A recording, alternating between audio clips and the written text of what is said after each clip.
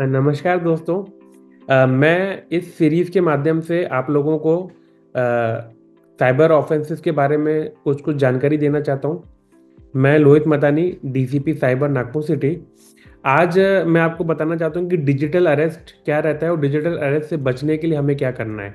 Digital arrest एक ऐसा scam है जिसमें जो फ्रॉडस्टर होता है वो खुद को या तो कस्टम एजेंट या फिर क्या कहते हैं पुलिस एजेंसी या फिर सीबीआई या किस प्रकार की जो एजेंसीज हैं वहाँ का ऑफिसर दिखाता है और ऐसा दिखाने की कोशिश करता है कि जो पीड़ित है उसने कोई स्कैम किया है या कोई फ्रॉड किया है जिसकी वजह से वो उसको क्या कहते हैं डिजिटली अरेस्ट कर लेता है, उसके साथ ऑनलाइन कॉलिंग करता है और उसको मजबूर करता है कि वो कुछ पैसे उसके अकाउंट में ट्रांसफर करे।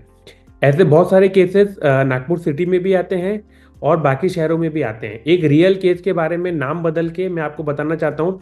आशीष नाम का एक आदमी है जो कि एक प्राइवेट फर्म में एचआर मैनेजर की तरह काम करता है।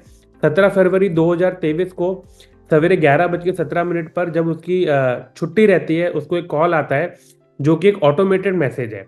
ऑटोमेटेड मैसेज में उसको कहा जाता है कि आपका नाम से एक पार्सल है जो कि फेडेक्स कंपनी से आया है और आपका पार्सल जो है वो कस्टम क्लियरेंस के लिए वहाँ पे अटक गया है।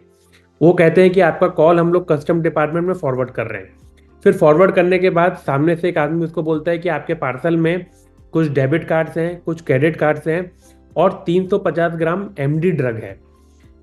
इसको सुनकर वो जो आशीष है वो डर जाता है और आशीष बोलता है कि मैंने तो ऐसा कोई ऑर्डर नहीं किया है और इस प्रकार से मेरे जो पार्सल में इस प्रकार से ड्रग्स कैसे आ सकते हैं। तो फिर सामने से जो कस्टम एजेंट है वो कहता है कि हम आपका जो कॉल है वो एक मुंबई पुलिस को फॉरवर्ड कर रहे हैं। उसके बाद उसका कॉल सामने फॉरवर्ड होता है। सामने का आदमी बोलता है कि मुंबई पुलिस अंधेरी ब्रांच से बोल रहा हूँ और फिर उसको वो कहता है कि आपको मैं एक स्काइप आईडी देता हूँ, स्काइप आईडी पे आप लॉगिन करें। एक स्काइप आईडी उसको देता है, स्काइप डाउनलोड वो आशीष करता है। आशीष स्काइप आईडी को वहाँ पे लिखता है मुंबई पुलिस अंधेरी ब्रांच और फिर उसके ऊपर वो हाई करके मैसेज करता है। मैसेज करने के बाद सामने वाला जो ठग है उसको उसका आधार कार्ड मंगवाता है, आधार कार्ड वेरीफाई करवाता है और फिर उसको बोलता है कि आप पे आपका जो केवाईसी है उसका दुरुपयोग किया गया है और मिसयूज किया गया है और ऐसे बहुत सारे लोगों का केवाईसी मिसयूज किया गया है, उन सभी पर क्रिमिनल कार्रवाई की जा रही है। तो डरने के बाद आशीष कहता है कि मैं नहीं चाहता कि मेरे पे किसी प्रकार की क्रिमिनल कार्रवाई की जाए।